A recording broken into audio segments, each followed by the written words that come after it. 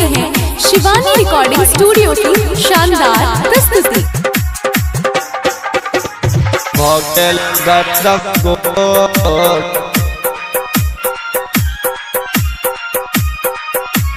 DJ बादल राज, बादल राज, बादल राज, बादल राज। Hotel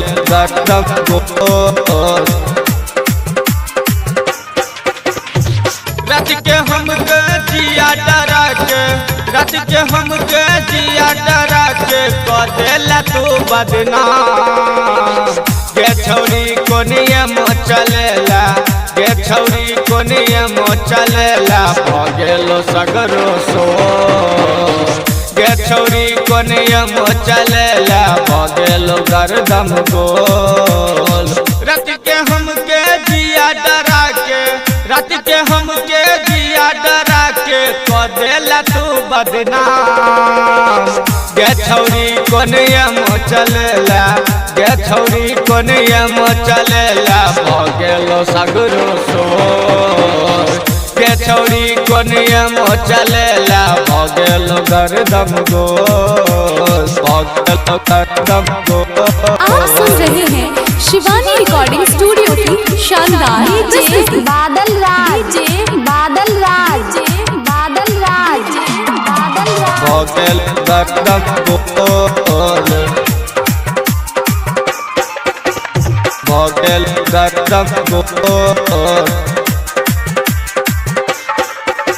गे तोरा चक्कर में छोड़ी छोड़ लो पढ़ाई, लेने छला तो जियो के मोबाइल, जियो के मोबाइल।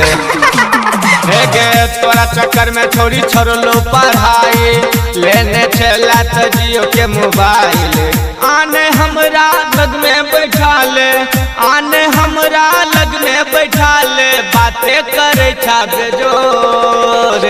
गे छौरी कोनिया मो चलेला, गे छौरी कोनिया मो चलेला भगेलो गर्दम गोल।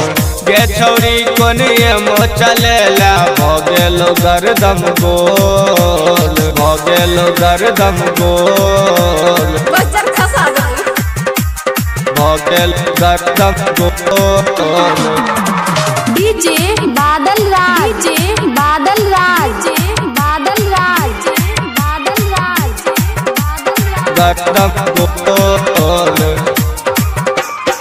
नेपाल में तू मारे स्टाइल, लेने छला तू कंतर मोबाइल, कंतर मोबाइल।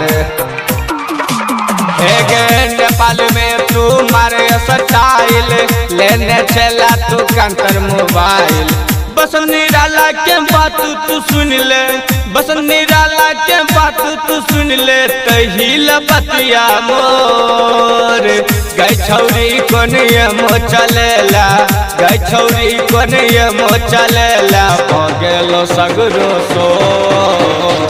गे छौरी कोनिया मो चलेला भगेलो गर्दम गोल। शिवानी रिकॉर्डिंग स्टूडियो गौर गामा चौक।